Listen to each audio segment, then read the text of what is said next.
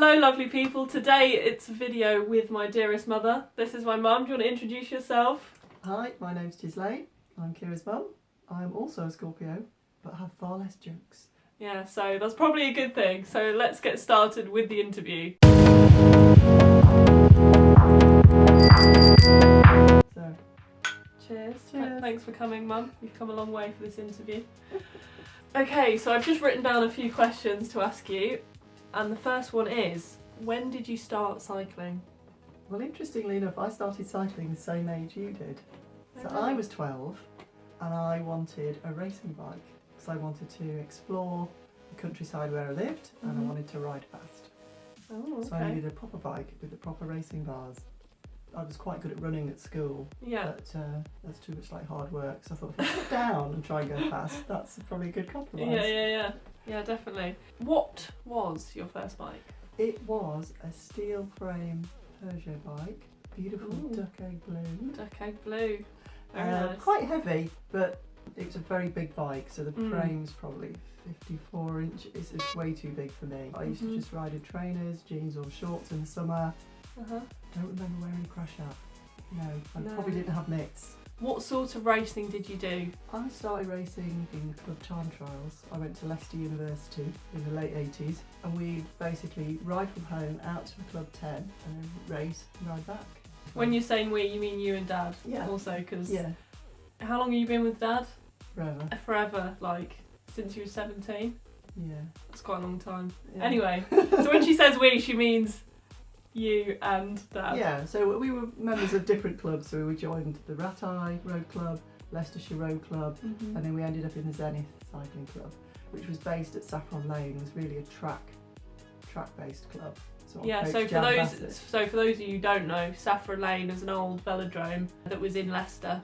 People Yeah, used so to race at it, but it's since been demolished, hasn't yeah, it? wooden track, open air track. Mhm. I think the Worlds were there in '83. I saw Francesco Moser ride after he'd broken the hour record. He Oh came wow, on tour. that's cool. So we got to watch him do a sort of few token races there. And that was great fun.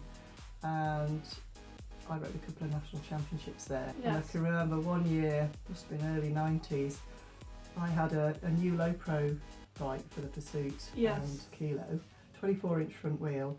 And I had these fancy Cinelli handlebars, which was like the very, very early beginnings of low pro bars. Before Got they were you. separated out, it was kind of an all-in-one piece. Yeah. And Colin Sturgis also had a set on his bike, but because Oh, I raced in cool. the afternoon, I got to ride on these new low pro tri-bar things Oh, very nice. first. So for those of you who don't know, Colin Sturgis was world pursuit champion on the track, individual pursuit champion. This is sort of before Bradley Wiggins, all that. So he was kind of the Bradley Wiggins of the time, I suppose. Yeah, that was late 80s, early 90s. Mm. Nobody was faster. No one was faster. Well, if he was world champion, Yeah. that would imply that there wasn't anyone who could go faster. Yeah. No, cool. Colin now is DS for Madison Genesis, which is a team in the UK. So, Mum, the question that is on the tip of everyone's tongues: who is faster, me or you? I think my PB for 10 miles is still faster than yours. It's not funny, but it's true. Now, it's definitely you, but on paper, On paper, yeah. my 10-mile time trial PB is somewhat faster than yours. Yeah, it is. And it was done on a On a road bike, with yes. no tri-bars, but Yeah. rather a cool disc wheel. I used to play a game when I was racing, although we didn't warm up professionally like people do now on rollers and Yeah. things. So about halfway into a 10-mile time trial, I would be ready to go properly fast. I used to play a game. We used to have these small computers called, I think it was an Avocet or a Cat Eye, Yeah. and I'd be playing a game, seeing how many times I could get it to go from 29.9 something miles per hour actually to hit 30 mile an hour. So the first 5 miles you weren't really bothered, and then the last 5 miles you were flat I out. was smashing it, yeah. If I actually raced for 10 miles, You might have been quite good if you I raced might for have the been quite 10. good. Do you ride much now? Another confession, I'm a fair weather cyclist, so winter riding, no idea what that is. Yeah. I no, don't it's too possess cold. winter kit. Yeah, but I do like to ride cafe runs in the summer. Yeah. I like the social side of cycling. And I like going to races and watching, so I like Mm. you know, so Red Hot Crit watching Milan or Barcelona is, you know, it's a brilliant experience. What do you think of me doing those races? Do you think it's scary? I think the very first one, yeah, I was a bit scared. Partly because they're very, very tight corners and I couldn't actually quite get my head around how you do that on a fixed wheel bike. Yeah, the Red Hook Crit's really exciting and great entertainment for the crowd. Yeah, I mean, you've actually been to more Red Hook Crits to watch me than road races. Yeah. Almost. Yeah. In the last few years at least, anyway. Although I think when you won the Junior Nationals at Bradford, that was a fantastic day out. I think it was a Youth Nationals. Sorry, Youth Nationals. Yeah, okay. Yeah, my dad cried. You did. And I think, did you cry? Or were you like holding him together like, it'll be I was kind of supporting him, yeah. Supporting him in his He's a bit tears. of a baby. Oh yeah, poor dad. So, when you ride, what bike do you ride? I ride my old Eddie Merckx 531 Reynolds tubing. Oh yeah. It has had a gear upgrade. I think I'm now on 9-speed. Oh but yeah. still downshift gears, click shift. Mm-hmm. So none of this fancy handlebar stuff thing.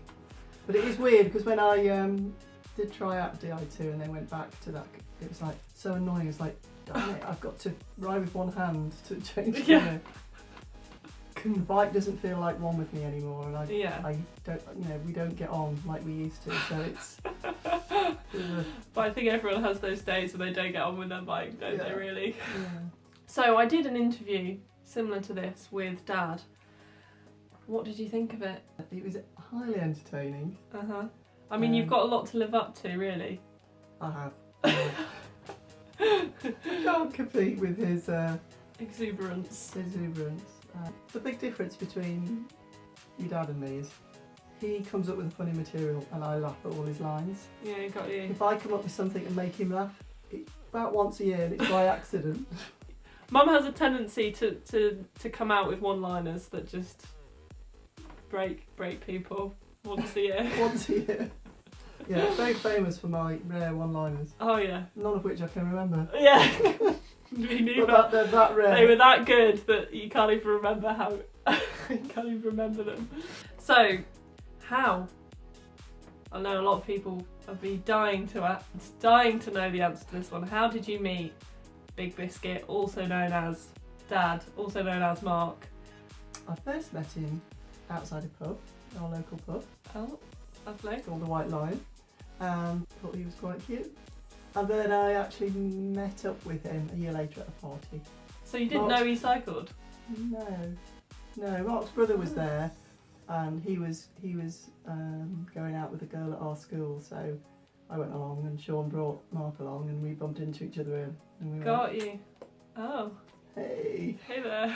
Hey there. Obviously, you both started cycling separate to each other. Do you think that you knew he was a cyclist, or? Well, we lived 3 miles apart, so we would cycle to each other's houses. Oh, okay. I used to apparently half-wheel him all the way.